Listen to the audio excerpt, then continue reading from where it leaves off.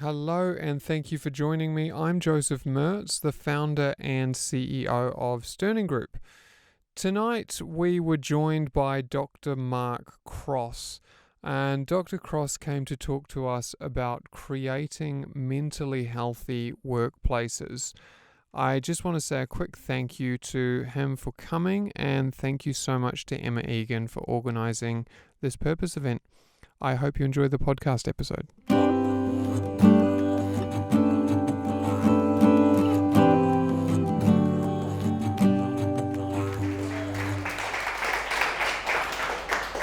Hi.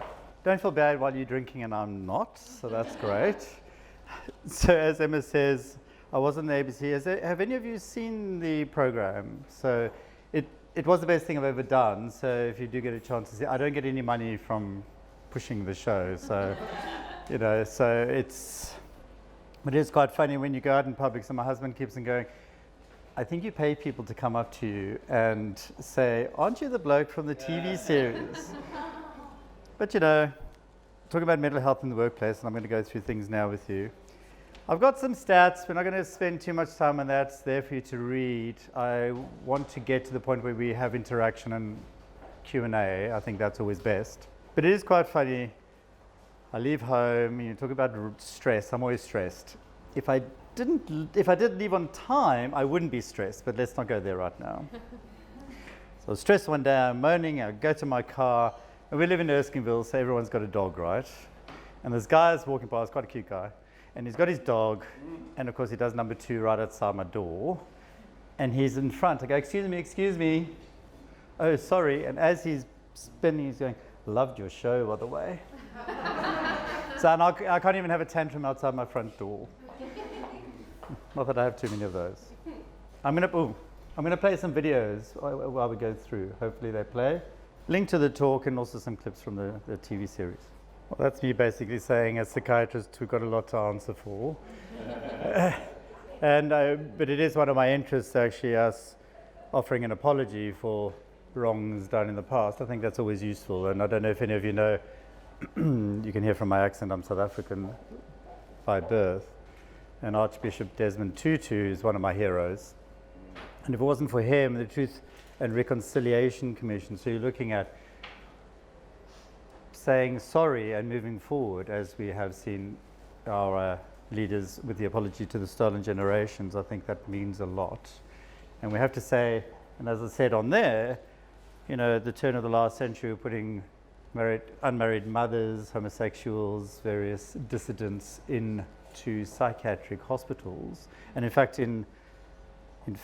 in Australia, you were still treated, the LGBT community was still treated under the Mental Health Act in the 1980s. So there's a lot that we have to answer for, and that's what I'm saying there, but never mind, we'll move on.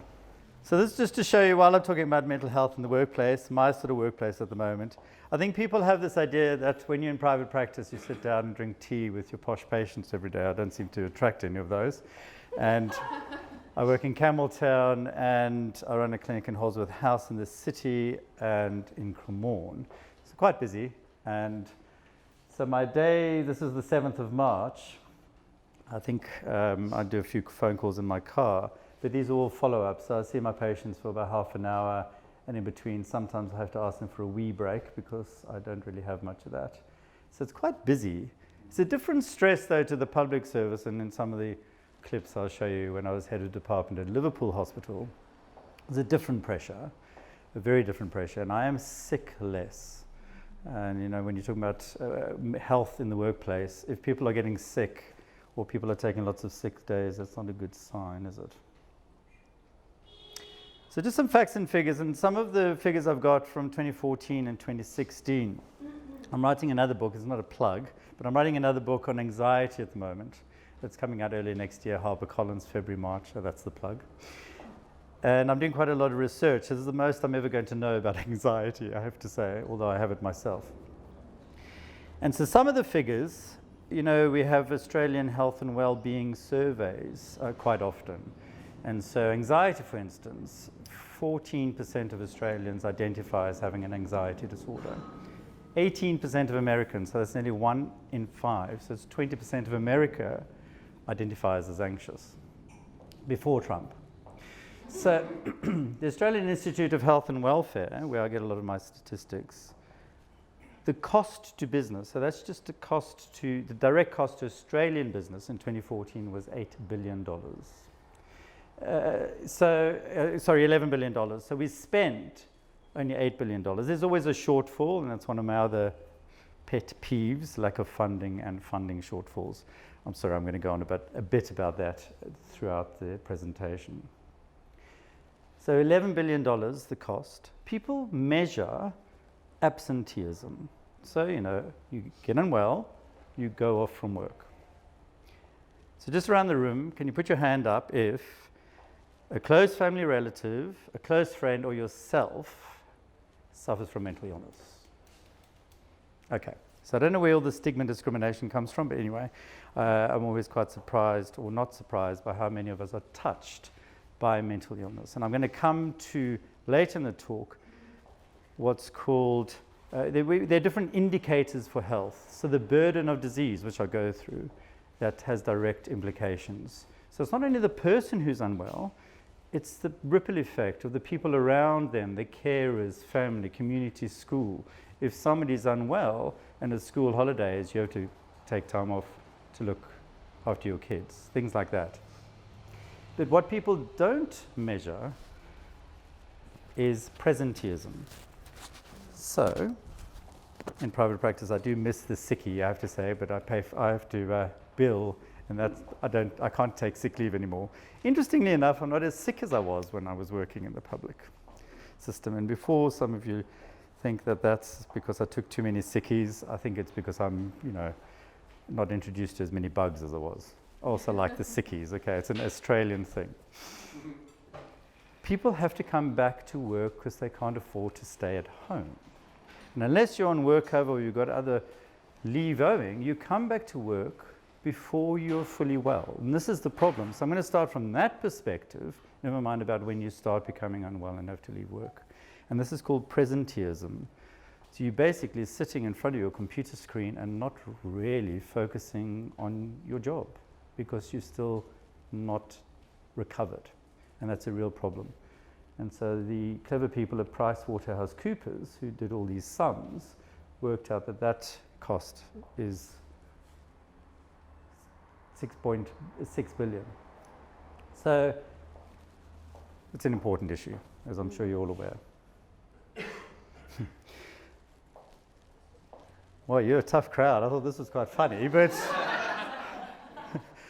I'm fine, you need therapy. So a lot of the problem is with people accepting that they're not well. So, and let's be frank. So when people go off for long periods from work, you're either pregnant, so if you're a guy that's gone, or you've broken something, or you've got cancer, and so far everyone talks about those things, or you've got mental health issues. Of course, there are privacy concerns, so people don't talk at work, or you're told not to talk about things at work.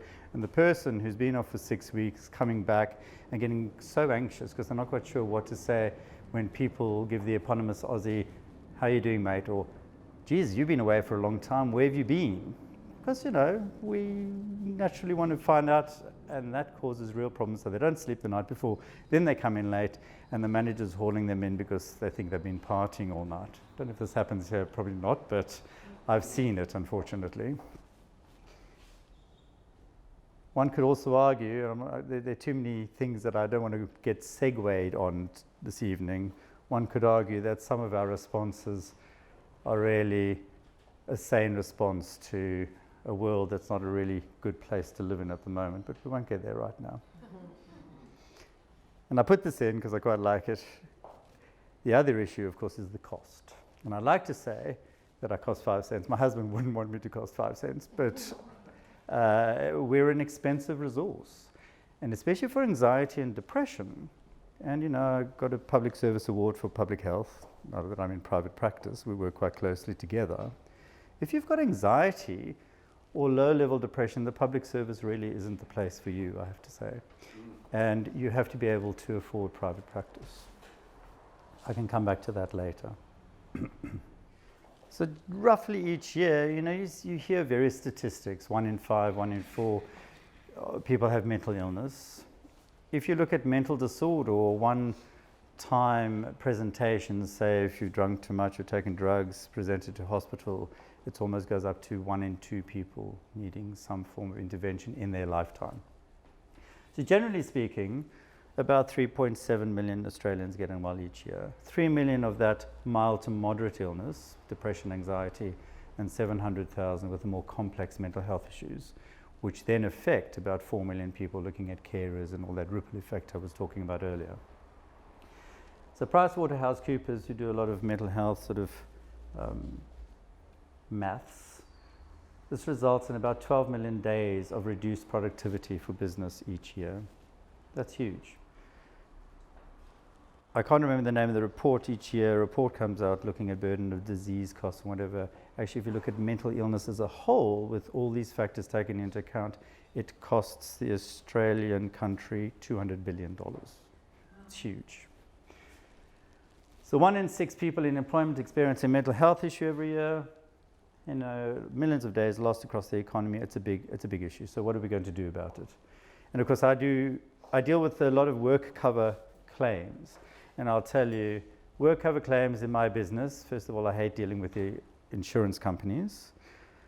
There are various issues, but mental health work cover claims, it's not the majority of the claims, but mainly, it wouldn't surprise you, bullying, harassment, interpersonal issues, and a lot of frontline staff with PTSD in emergency services. So whenever I present, and I get anxious and I think, okay, I've got to push a lot of stats out, otherwise they don't think I know what I'm talking about. So I'm not trying to baffle you with a whole lot of things, but I think they're interesting, and I won't spend too much time in them. So workers with mental health disorders spend longer away from work than those without, right? And I've already mentioned that earlier. Generally away for longer, 6 days versus 4.8. And then it's the reduced productivity that's a real problem for businesses. And if you measure that, it's a real burden. So I don't know if you've heard of the Mentally Healthy Workplace Alliance, and this is what I'm going to touch on tonight.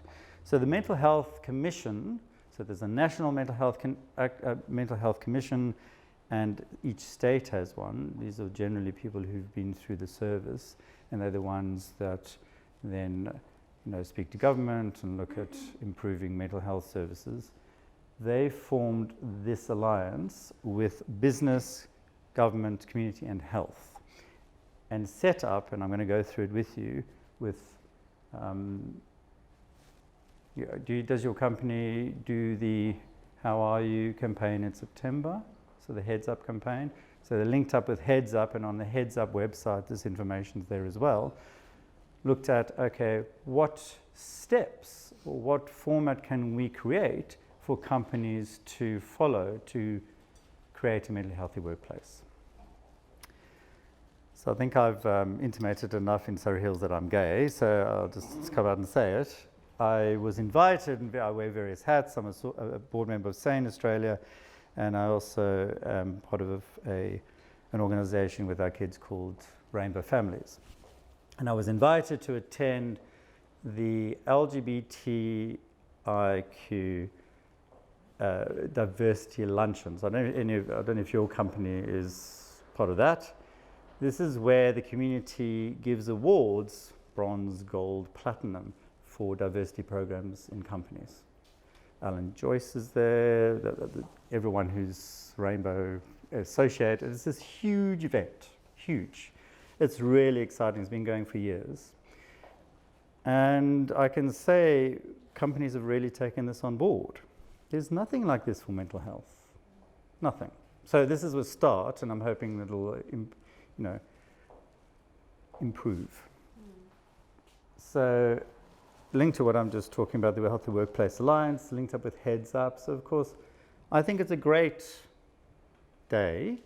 Couple of problems with it, because of course I have patients who find it very stressful, who have depression, and going to their workplace where everyone's making such a big fuss about them, and then asked how they're doing. So actually a lot of my patients call in sick that day. So I think we need to look at things like that. But, it's about getting it talked about, and that's a big thing, isn't it? Stigma, discrimination, getting these topics, because mental health isn't a taboo topic, finally on the radar, and I think it's a big step in the right direction. So don't ask me about the maths, but PwC know what they're doing. You invest in something, makes sense, doesn't it? And you get in a return. And when we're talking about dollars, then people listen, don't they? So $2.30 return for every dollar invested, and I'll go, great. I can't begin to put myself in somebody's shoes when a child comes to them and says, I want to kill myself. Tell me what the thoughts in your head are about. Self-harm. Most of them I can stitch myself. I feel like I'm dead in this world. The groundbreaking, thought-provoking and heartwarming series returns. It may sound crazy because kind of An intimate look at life inside one of Australia's busiest mental health services. The voices are scary. Sometimes ignoring them is worse than listening to them. From breaking points to breakthrough. It's one of those, I truly believe you've saved our baby. Changing Minds, the inside story, starts Tuesday, October 6th, part of Mental As. It's hard not to have a narcissism issue if somebody says that to you, right? So it's, and after the program won these awards, and I was seeing one of my surly 16-year-olds who was sitting there with her hoodie on, not happy to see me, and her mother came in and said, "Oh, Dr. Cross, the show was fantastic, and it's so wonderful, but you've got to be careful in Australia about the tall poppy syndrome." And she pipes up, "He's too fucking short." I love my teenagers. He won't meet the requisite height requirements. Is that still on, that show, or is it run? No, they repeat it. So it's just been they repeat it every mental health week, and it's just showed again. It's every now and then I get texts. It's on. You're on. Yes, but it's on iTunes as well. But interestingly, blocked for overseas, they do it very well because my friends overseas can't get it. So I was just going to talk about another survey of mental health and well-being, talking about the burden of disease. You all know sort of what the burden of disease means. So the cost of illness, and not just an illness cost. So we talk about life years. So the average person, if we look at good life, lives to 65 or more.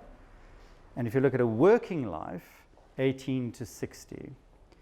And so you look at disease and the implications and impact of any disease on your ability to work and live fruitfully.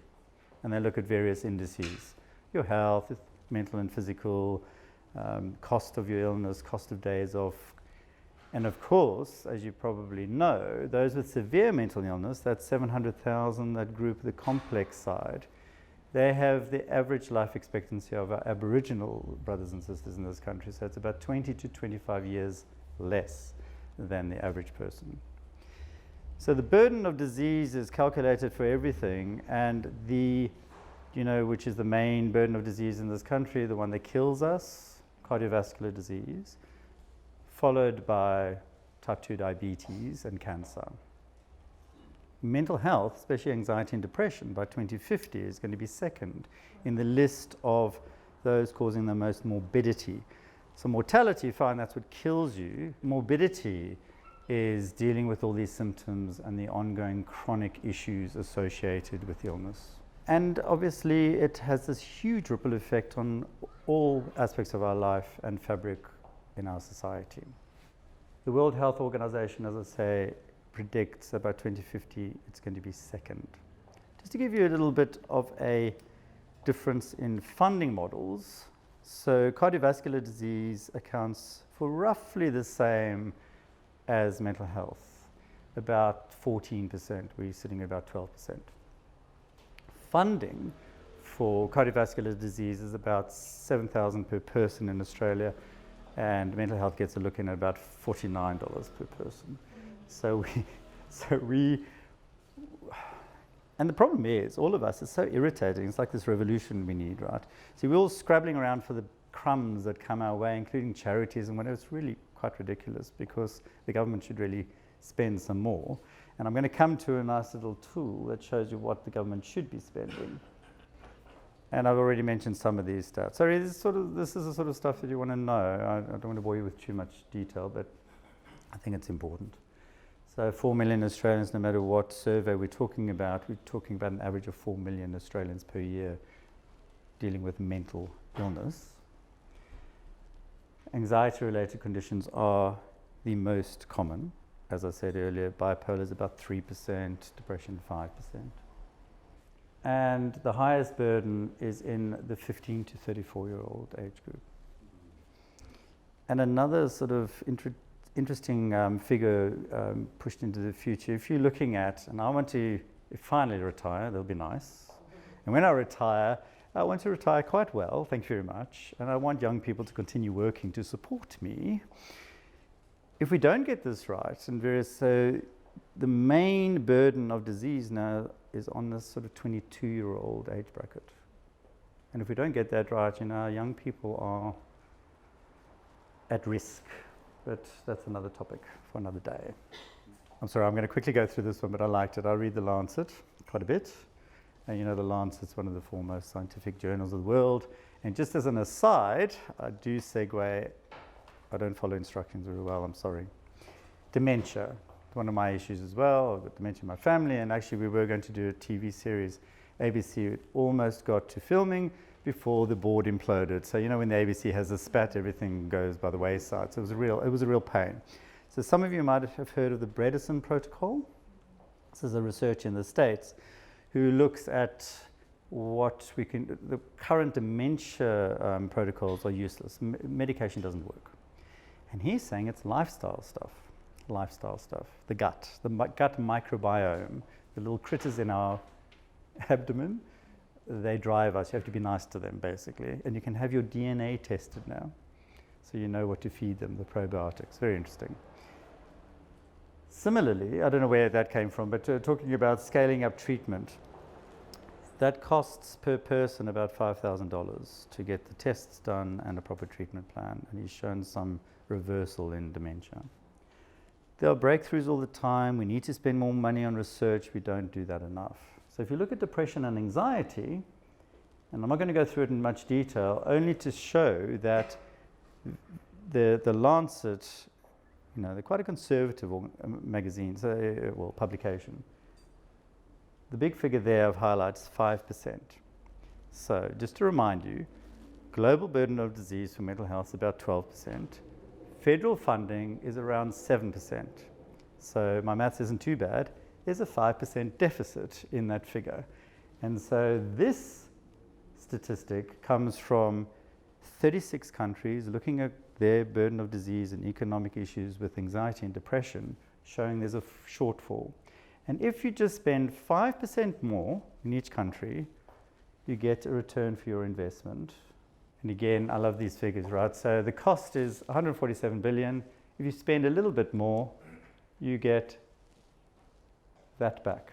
So apart from improving life, making mental health an important aspect of our lives, this is what you get back if you put some money in, and that can really save lives and morbidity and burden. So coming back to the Mentally Healthy Workplace Alliance, have any of you seen this at all? Okay. When I do a return to work plan, so as I said to you, there are a couple of things. When people go off work with mental health issues, maybe their managers know about it. Other people don't. It's not talked about.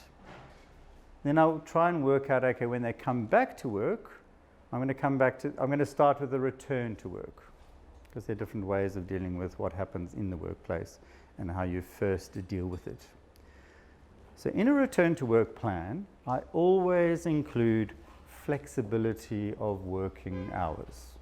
And that might seem quite obvious to you, because I think it is obvious. And let me be very clear as well, and I don't want to be too rude, but common sense is common sense. And common sense is all we need, with a bit of kindness and compassion thrown in, when you're dealing with people with mental health issues. They're terrified about coming back to work. Most of my patients sit in my room And they are so anxious because they're not quite sure what's going to happen. They haven't told anyone at work. Most of the time they don't, and we can talk about when to disclose and when not to disclose. When not to disclose is when you have a casual job, which unfortunately our workforce is becoming increasingly non-contracted. It's a real problem because, anyway, I'm segueing already. Okay. Smarter work design, flexibility. You need to actually also feel that you're part and parcel of the fabric at work and the decision-making process. And look, I'm not joking about being a doctor. Being a doctor has its issues, and I have had burnout and various problems in my own journey, but it's the most amazing thing I've ever done. Obviously, I don't think I'd choose anything else. It's amazing to touch lives in such a way. Notice I didn't say touch patients because there are problems with that, and I'm glad as a psychiatrist I don't. Touching lives in a positive way. When you see somebody who is taken over by drugs and their illness on a Friday afternoon before you go home, when you finally get out of the hospital, and you come back into the ward on Monday and they're sitting there with their eyes bright and they're looking at you and going, "Hey doc, can I go home now? Well, I'm feeling better, thank you. And yes, I'm sorry I called you there because you were right, I should have stayed here for the weekend." It really is the most amazing, magnificent feeling. Or having a mother say to you, "I think you saved my son." You know, it makes you put up with all the other stuff that isn't great. Talking about resilience. Okay. Work health and safety, a big thing. We all give lip service to work health and safety. It's not that hard to have a mentally healthy approach to work health and safety at work. If somebody wants to come in a bit later, if somebody wants to take a bit of time off, if they're having a panic attack, if somebody needs their desk to look like some forest and they can sit in the corner and still produce their work, if they want to listen to Bohemian Rhapsody while they're dictating letters, let them. I don't understand why I honestly, and as you can see, some of the stuff I feel is so petty when I'm trying to work with employers. And I've worked with some great employers, and I work with some pretty crap ones, I have to say. And this isn't even if they're putting in the steps, this is just lack of common sense.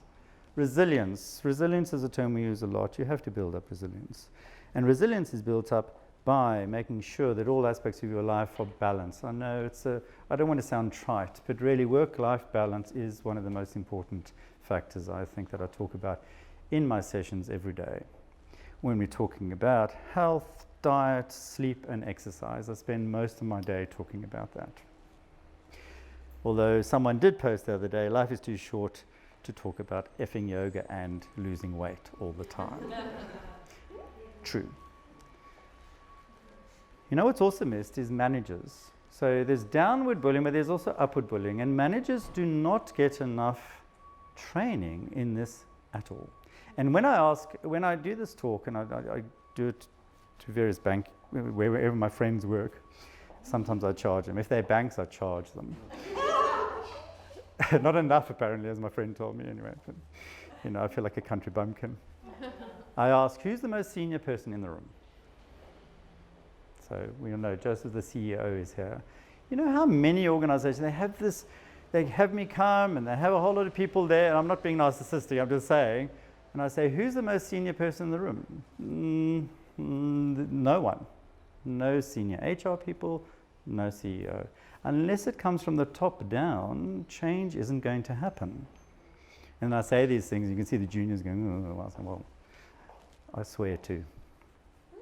Oh, and early intervention. So this is why I'm saying promote and facilitate staff to seek help early. EAP, does your organization have the access to counseling service? And look, that's a difficult one. I'm in favor of it, obviously, but some people find, especially doctors and nurses, health, oh my God, you think we get it right, we're the worst. They find it, because we have mandatory reporting, that people get wrong. So people feel if they go and ask for help, they're going to be reported to the councils. Not helped by the fact that the one hospital, big one that I used to work at out in Campbelltown Hospital, they converted the old toilet block at the back of the hospital to the counselling services. What sort of message is that? Anyway, again, you can have a copy of this. It's online. It's not mine. Work culture, we've already touched on that. You have to develop a positive work culture. You have to have a culture at work where people should be able to say, you know what, I've got depression, I'm feeling low today, I'm going to just sit in the corner and I can't come to the, look at my emails and make sure that I catch up, I can't come to the meeting. And people should say, you know what, that's fine, I've got your back, I'll bring you some tea later. Does that happen? Some places it does. So while you read this, because I'm not good at reading it out, in South Africa when I first started, so, is that time already? I opened the psychiatric ward, 16-bedded unit, in 1992 to all races for the first time in South Africa, with the old matrons there in their starched uniform. It was quite interesting. With my supervisor 300 miles away. So you can probably work out why I'm so practical, and I get into trouble because I learned from the nurses and the patients. And I had this patient, this was 1992 in South Africa. And I had this black woman come in, and she was manic. She had lifted up a manhole cover, you know those manhole cover things, and chucked it at the police car. Don't know how she managed. She took 300 milligrams of the sedative medication IV to calm her down. That's how unwell she was. Anyway, she settled after a couple of days and started chatting, and some flowers arrived for her at work. In the ward. It was from her employer. So she'd started with this family-run business 20 years before as a maid. She built herself up, and she was the office manager of this company. They loved her. When she went off like this, when she had to take time off because she was unwell, she could sometimes be away from work for 3 months. One time, and this one, she was off for 5 months. They kept her job open. They came to visit her on the ward. They sent flowers. They called for an update every week. It was incredible.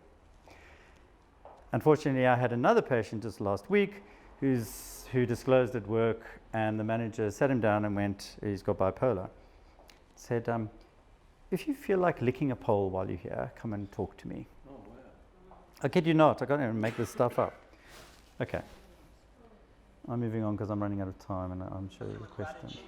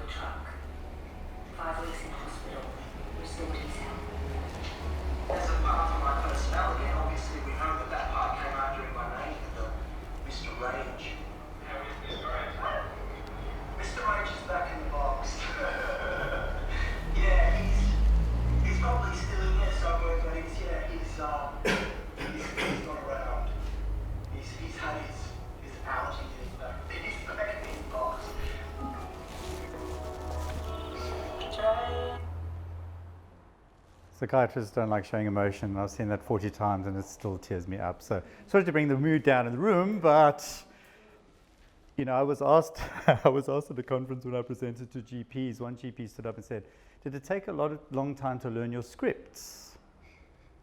I thought it was joking, but obviously not. I said, no, this was unscripted.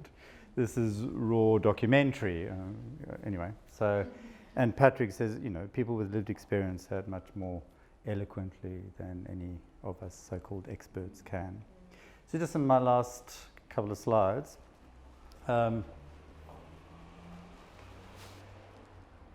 we've got that. Why is it going there? Okay. So just how to look after yourself. I think when you're looking at treatment of mood disorders or mental health conditions generally, there's a four-pronged approach that I use. So you look at the medication, the biological stuff, I trained in it, genetics, family history, what, if any, drugs will work for you. And I always look at it as a combination. It's not the only thing, but it's part of the 4 pillars that I look at. The psychological, so looking at strategies that you can use to help in your daily interactions in your life, and who am I, how do I fit in with the world, how can I employ better coping mechanisms. And I think it's always useful for anyone to be able to take or partake in counseling or therapy.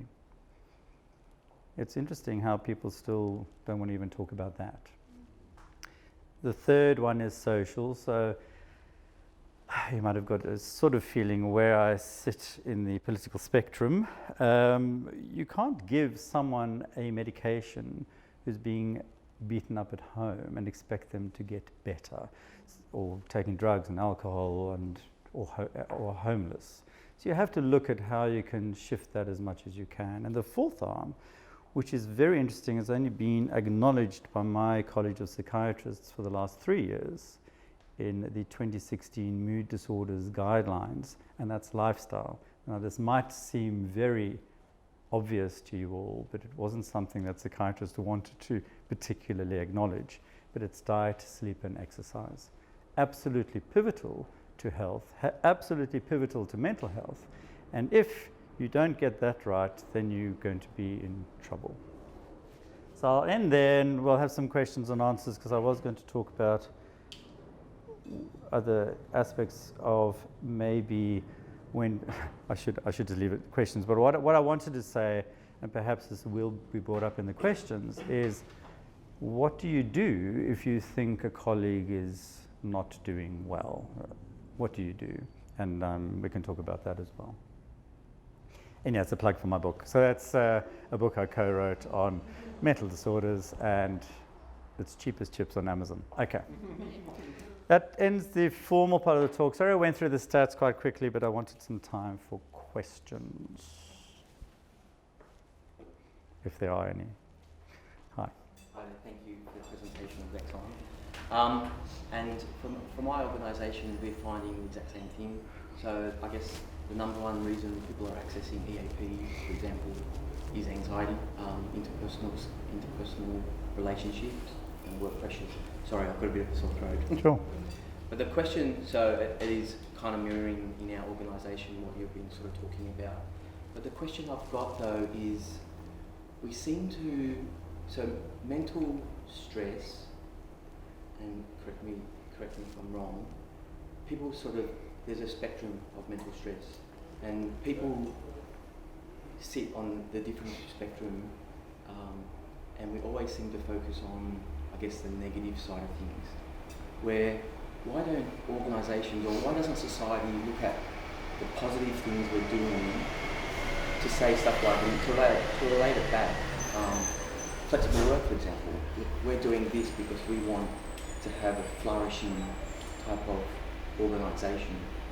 Why do you think we always focus on the negative? Is it because to get funding, or to try and get a point across? Well, there's quite a lot there. I'll try. So again, say in health, we only measure negative outcomes. So I think that's part and parcel of how we deal with things. So we're reactive. So part of that is, I think we react to issues. We're not proactive about things. That's number one, I think, and absolutely that's why we have to be more positive and think about what we do and how we talk and what things we do in the workplace to improve that.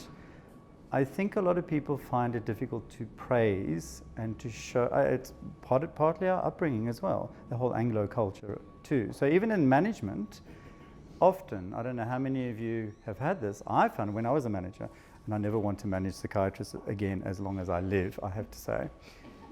You don't sit someone down and go, hey, I just thought I'd catch up with you, touch base, this is what you should do. You're doing a great job. I've got some great reviews from clients, customers, other co-workers. We don't do that. And that's I think that's what you were touching on, because work is part of our identity. I can't separate my identity from being a doctor actually now, and that I'm in my 50s. And most people, 90% of us actually go to work and we want to work and we want to do well in our chosen career and we want to do well in our chosen workplace. And if we're not nurtured and positively nurtured at that, it's a real problem. And we're seeing it in my field with our junior doctors still killing themselves. So never mind about all this people kill themselves, especially female doctors, because of the male-dominated, humiliating and dreadful way that we raise our juniors. And in that year, from medical school to becoming a registrar or a specialist trainee, you basically go through a system of needing a senior to sign you off. There are problems with that. I know that's not quite what you asked. So they're positive. There are ways of dealing with this positively, and that's part of putting the culture in place. Civility in the workplace. The what, sorry? Civility, like civil in the workplace. Like how many times? Oh, absolutely. How many times have you walked into the office and people are just like this and just don't even acknowledge that? Well, it's more insidious than that, because well, that's insidious. It's sometimes worse than that. There's obvious bullying and harassment and issues that we don't. And I'm telling you now, and I'll put my hand up and say, I'm sure no one will negate me on this. No one knows how to deal with bullying and harassment. No one knows how to manage bullying and harassment at work. It is so poorly done. It is awful. In my world, any world, if somebody behaves badly, it's quite difficult to deal with. And there are ways of dealing with it. There is, sorry, segueing a little bit from what you're saying, doctors, surgeons mainly, dreadful people to try and manage.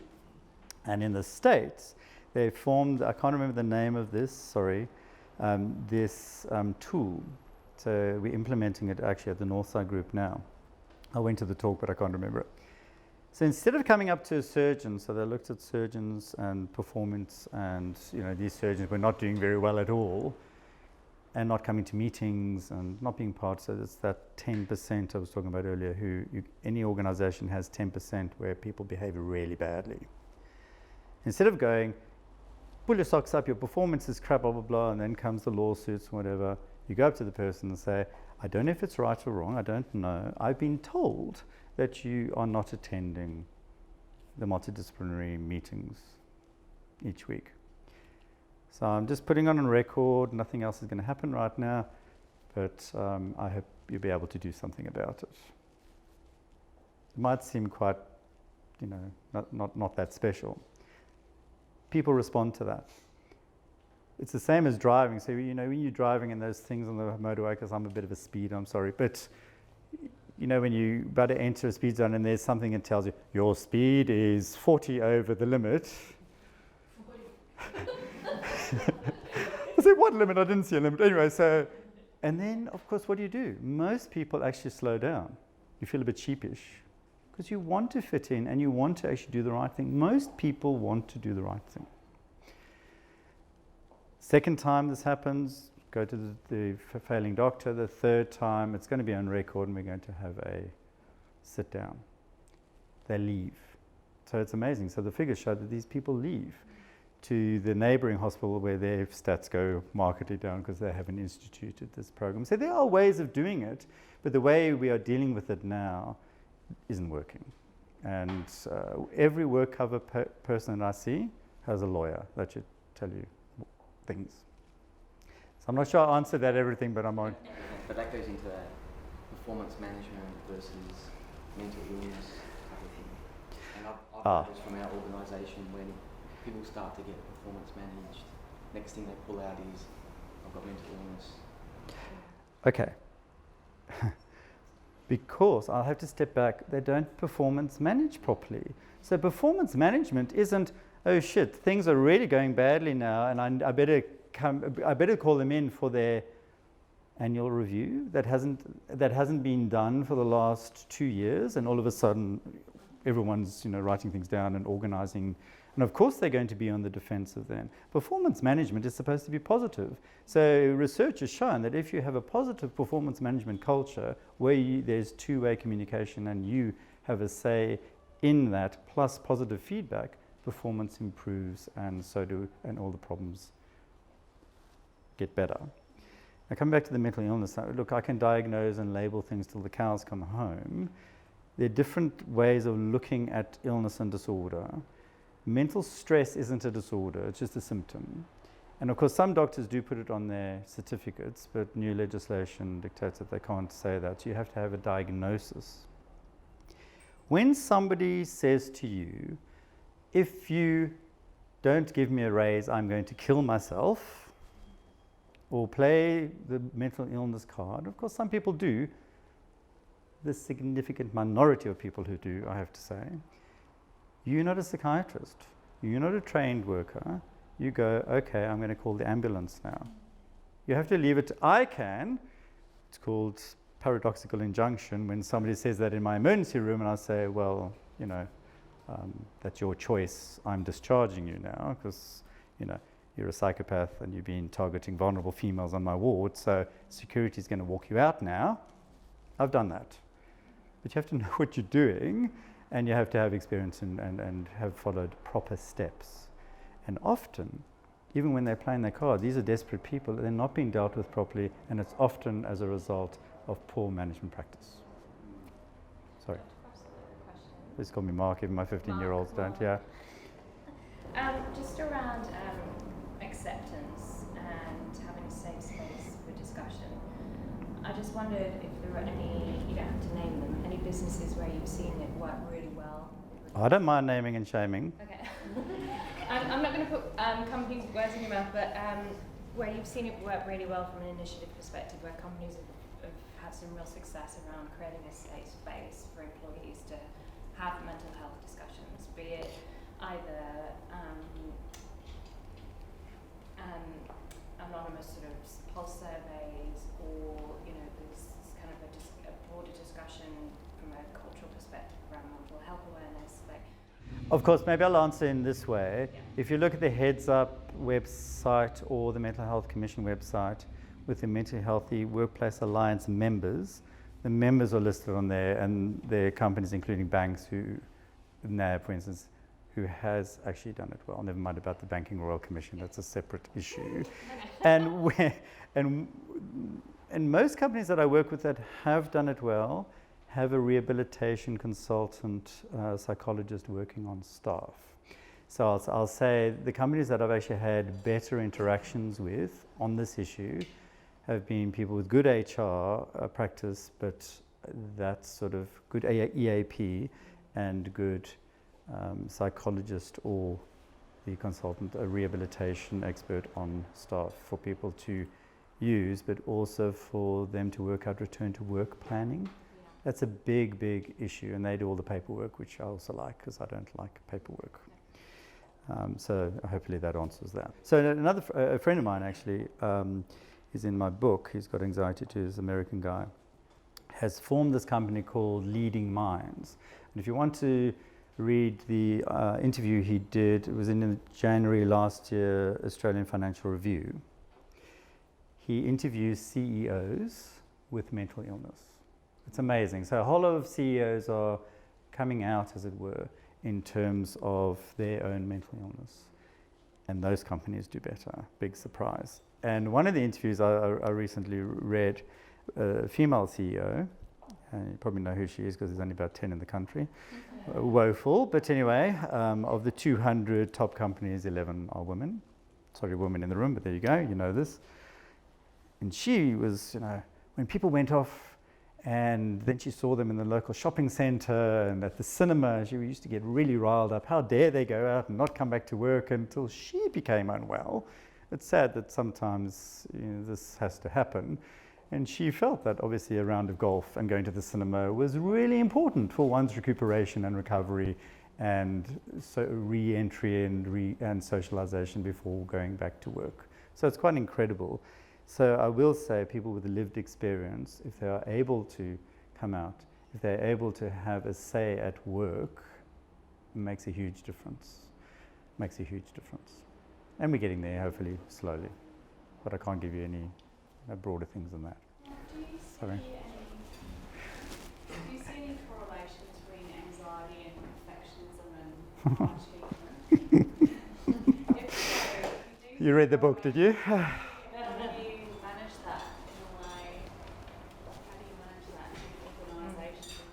Short answer, read my book, because I'm talking about just that. So, never mind about being perfectionistic, because being perfectionistic, people don't understand. It's an obsessional trait, and it's linked sometimes to OCD, and actually avoidance is a real issue. And then you're not doing your work properly because you're avoiding it because you want to do it well, and that becomes a real issue. Plus, of course, there's the imposter syndrome linked to that. I'm standing in front of you going, what the hell are they listening to me for? Because I really don't know anything. And, I need to go have a drink. But we all have that. But you know what? If we're more open about that and our foibles, and none of us are perfect. So talk about perfectionistic traits. Who feel that the most? My patients. So the people I see, they have an avatar in their brain, the perfect being that they're supposed to be, and they're comparing themselves with that person all the time. Talking about stigma, self-stigma is the worst form of stigma, and that actually prevents you getting better. But perfectionism is a trait, unfortunately, and it's very linked to the anxiety disorders. I would love to get your opinion. How does Australia rank in terms of global, in that sense, with mental health at workplace? So how do we fare with other countries, whether it's similar to first world countries or some developing countries in that sense? How do we fare as a nation in taking care of mental health at the workplace?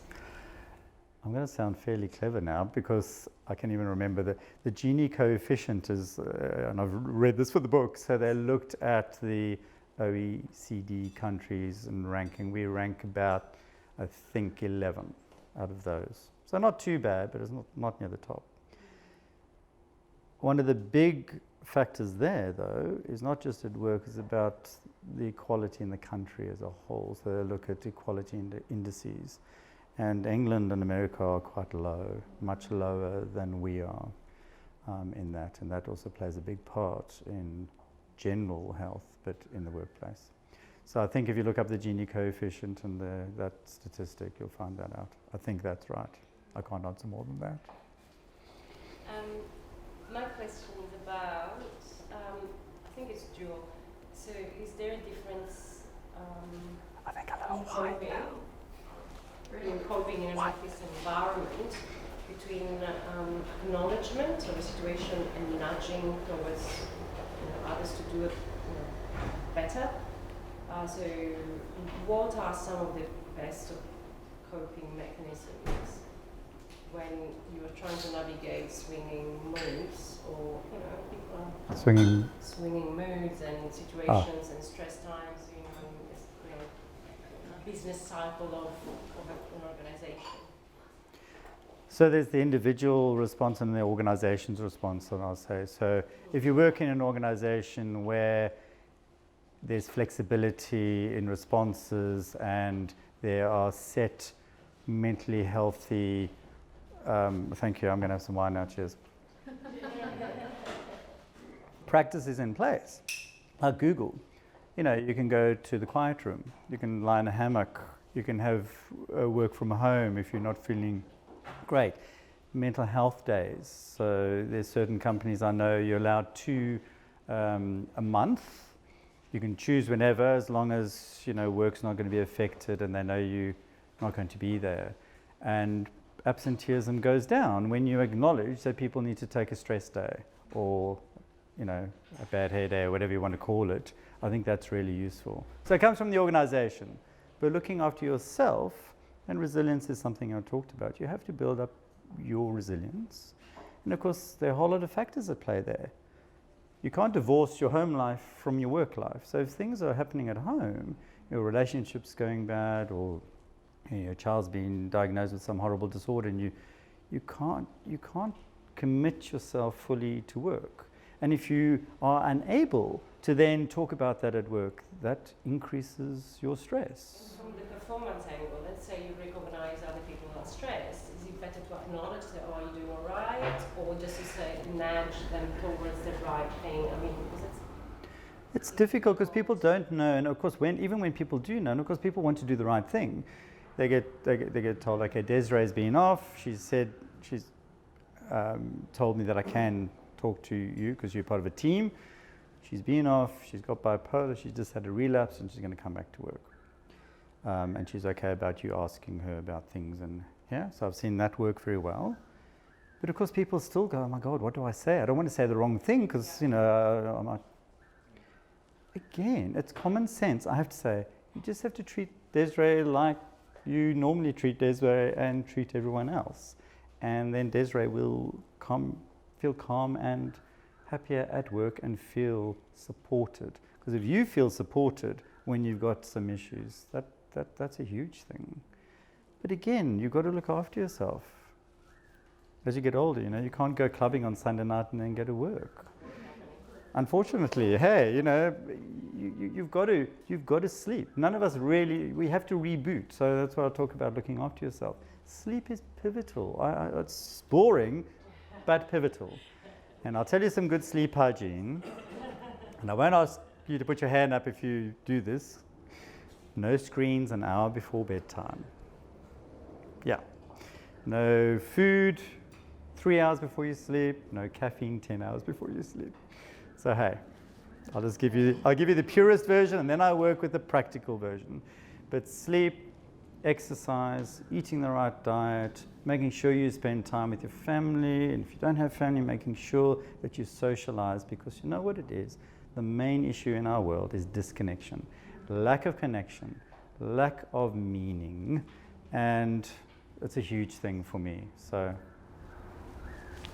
even though we're changing how we work, with the lack of connection with people able to work more from home. I work in an environment which is agile, where we both working, so no one owns the desk. We might work on a different floor. I'm a contractor. The contractor market is on the rise. We can't just capture people's moods or anxiety. So how do we, as a society, help recognise people? We don't not going to see them every day. They might be working from home. They might be working on a different floor. How do we cope with that, and how do we help people? Well, again, I've seen some things put in practice in exactly that sort of circumstance. We live in the 21st century. There's Skype. So, you have a virtual meeting, just a check-in meeting. I think it's very important, especially as you say, hot desking, all those things where you don't have a space, which I think is important. I need my own space at work. So I think managers don't think those things through properly. But even if you just have your own space that you can always come back to, but it's about connecting and linking in. So in nursing, what they do right is the start of each shift, they have a debrief meeting and a handover. 5 minutes at the beginning and the end of each day goes a long way, so whether you're at home or not. And if you are at home, it's about organizing your home where you have a separate part, because a lot of us are now working from home, I wish I could, but a lot of us are working from home, and we have to acknowledge that you still have to get up, you still have to have your routine, you still have to get dressed. Although I did do a presentation via Telelink that broke down via my mobile to Denmark. I was sitting in my pajamas on my bed because of the time difference, so that was quite good. Anyway, they were Qantas pajamas, but they were pajamas. So, thinking of how would I like to be sort of treated at work? It's changing managers' way of managing a dispersed workforce and getting them to make sure they're connecting with people who are working from home. Yes, but then they need the training and they need the support. And that's often missing in that sort of middle level, as I mentioned earlier. And that's a big change is slow, and change management is a problem for a lot of people, but that's really what we need to embrace. So I just want to go to a question that kind of expands on the topic of resilience, but also talks to something else you mentioned around the fact that we often don't manage people particularly well, whether that's performance management or just overall sort of management, and I guess acknowledging positives in someone's performance as well. I recruit in the healthcare space, and some of my clients have certainly over the last few years started to develop more of a product offering that's based around early intervention and around resilience toolkits and that kind of thing. So they've seen that that's been something that the interest is very much starting to be there over the last 2, 3, 4 years. There's more business interest in their service and their product for that. But the question I've kind of got around is, as an overall rule of thumb, do you think if someone's got a budget to spend, are they going to get better results for their organisation by spending that money on resilience toolkits for the staff on the coalface, if you like, or on actually dealing with the management issues that's going to make people happy? Because what they found is people come in and say, look, we've got some issues in the workforce, come in and solve those for us, we need to make people resilient, all that kind of stuff, and it turns out often that the way the managers are treating those people is causing half the problem in the first place. So overall, if they've got to spend, do you think they would get better result from spending the focus on the management side or on the resilience side? You can't give someone a resilience toolkit if they're being bullied by their manager and expect them to develop resilience. And so part of the answer to that question is you've got to change the culture in organizations. Money is spent on psychometric testing at interviews, an interesting one that's gaining more traction, so getting the interview process right. So interviews we don't do very well at all. That's an interest of mine. But also people are savvy. So our millennials are savvy. They're looking at, before they even come and work for an organization, they're asking these questions. So what's your sickness level like? Do you have any, do you conduct surveys of your workforce to find out their satisfaction and if they like, working there? How many people have left the organization in the last month? What's your retention like? That's what we're getting asked now. I never used to think about asking these sort of questions when I was starting out. So people are thinking about it. So if organizations aren't doing anything about it, they're going to fall way behind. And whilst I think resilience toolkits are nice, you need more, and you need to change management culture. Mark, I was going to say, I don't know if you see this through your work, but through HR, the one thing that I've seen more and more over the years is people who basically are the high performers and come in their 20s and try and do everything, and then they take on more and more and more work, and teams get leaner and leaner and leaner, and then you go through hiring freezes and you don't replace roles, and these are the people that end up sick. So yeah. And then everything falls apart. Yeah. There's something there about, it's actually everyone else, it's the medium performer that clocks off at 5 and goes home, that they're still sat there trying to take, it's almost like a sign of defeat if they admit that they can't cope. And then it gets to a point where they can, and then you think, well actually I remember that person 3 years ago when they joined and they were a superstar. So it's funny how people just forget, they assume they've been an underperformer for years when actually more often than not, they've been your superstars years ago. Again, it's about management and linked to the perfectionist question. Because in doctors, amongst doctors, that's a real problem. 70% of us have OCD. And so the older doctors, and I find this too, so we train in a certain way and we work, so this week already I worked 10-hour days, which isn't good for anyone's health. And I've got to go in on Saturday and then I'm going to do some paperwork on Sunday. Everything's linked to me in a way, certainly a whole lot of things fail if I fall sick. So I don't even think about that properly because it's a hard one.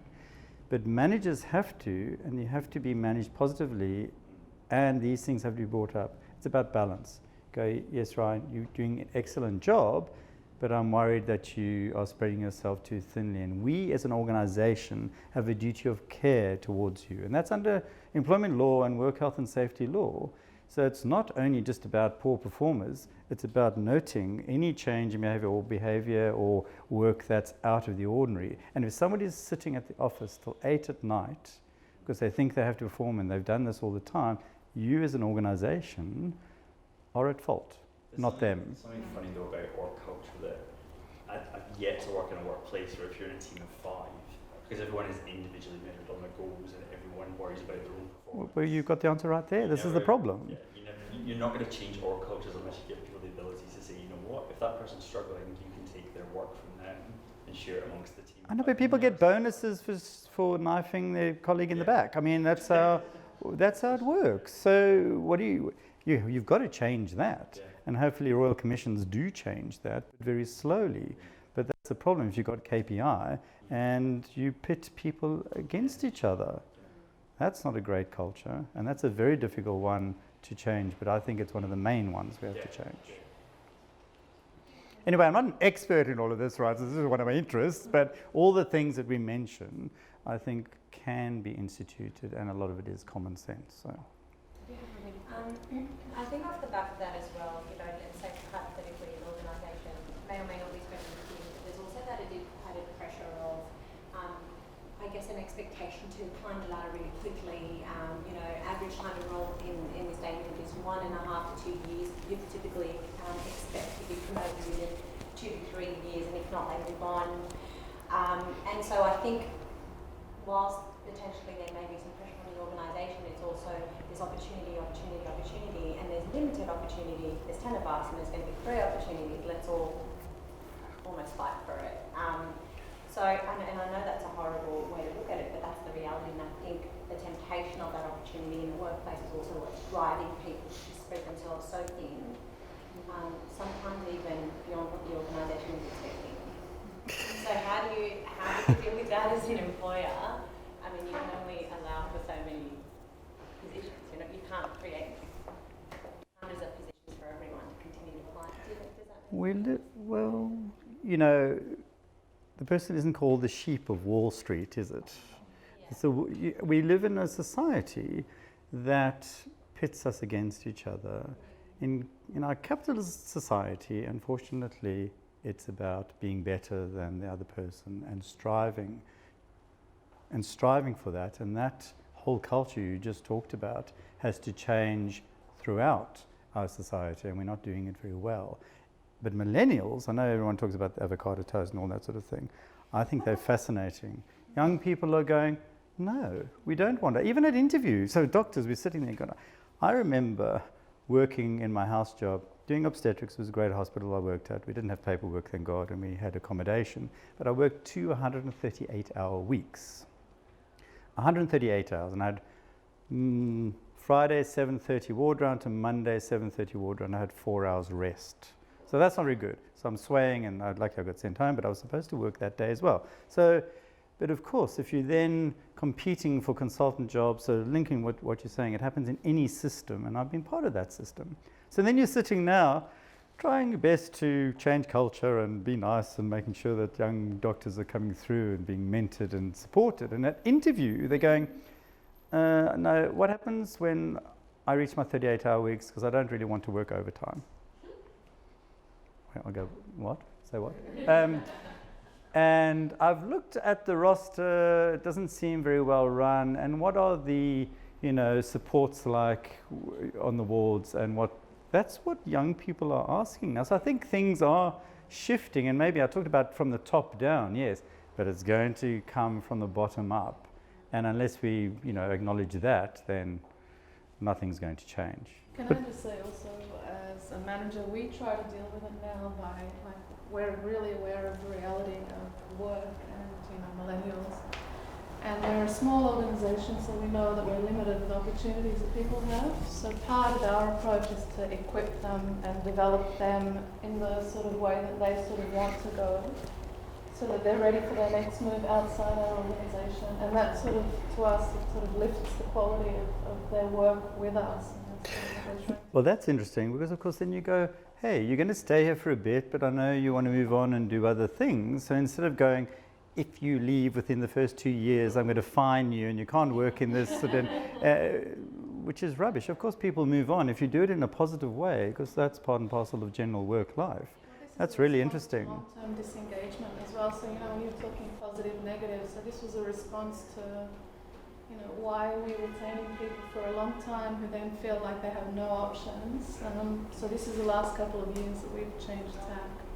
But of course, and in general answer, and I know I said it broadly, but I see people from all walks of life. So, you know, I see tradies in Campbelltown and I see barristers in Cremorne and in between as well. And everybody has the same thing. They come to me and they say, I'm working too hard, I'm not spending enough time with my family, I'm feeling stressed, I feel a burden because if I take leave or change tack, I'm going to lose my place in that ladder. Of course, that's a reality. But what do? Well, I wait until I have a heart attack, or I wait until I have an episode at work, and then it all comes tumbling down. That's really not a proper preventative or clever way of looking at it. I've had someone in my work in the Department of Psychiatry kill themselves. She came back from maternity leave. No, we're all specialists in mental health, and we didn't pick up the signs. So that's a difficult one too. And then, of course, when you're trying to deal with somebody who's delusional, who is in denial and not engaging at all, you have to just put processes in place, because there's also a risk to the organization and their reputation at work. And even if it feels gut-wrenching and really difficult, that has to be contained. That is my answer. We get these sort of questions in our specialist exams. I don't want to keep everyone, but you know, I became a consultant in England, in London. One of my senior consultants was a nice bloke, and his wife, his girlfriend at the time, was a barrister, very posh. Went to her house for dinner, it was great. My first on-call night as a consultant, I was called out, which is very rare, to her house. She was manic, I didn't know. Thought she was behaving a little bit oddly at dinner. This was about 2 weeks later. She was manic. She hit me. I had to schedule her. So I had to put this partner of a colleague under the Mental Health Act, take her to hospital. My colleague, who's more senior than me, took her off the schedule so she wasn't treated in hospital. He developed what is called folie à deux, which is a delusional disorder linked to her issues in my first week as a consultant, right? So, I mean, so here I'm sitting, I'm going, oh my God. So anyway, I'm talking to my seniors, and then he is disintegrating at work, coming to work, putting everyone in the wards off their schedules, because only psychiatrists can do that if the Mental Health Review Tribunal doesn't. So all these very unwell people were, we had to call security and people had to come. It was a disaster. The police came out, it was an absolute disaster. She finally got help. The family were beside themselves. And the sad thing is afterwards she left him. So she became well, realized what had happened. It was an absolute mess. And he had to be sent off to a nice private hospital in the north of England for 3 months for treatment. So I may be an expert. It's not easy dealing with some of these things. And every now and then, something like this does happen in our experience, and it is incredibly hard to deal with. All you can do is deal with it as calmly as you can and follow due process, speak to the right people, get in the help that if you can, and say to the person, under work health and safety legislation, I'm going to send you to the occupational physician. Otherwise, you can't work here. I'm giving you time off, paid time, but you need to go and get help, and you cannot come back to work until you've got a certificate that says you can return to work. Well, okay, well, I'll have a sip of wine. Cheers. So thank you. Meal around, there's still wine, and there's massive cheese platter there that needs to be eaten, so you can talk amongst yourselves. But just want to say thank you so much. Oh, you know, sure, thanks, David. Thank you, love. My favourite champagne.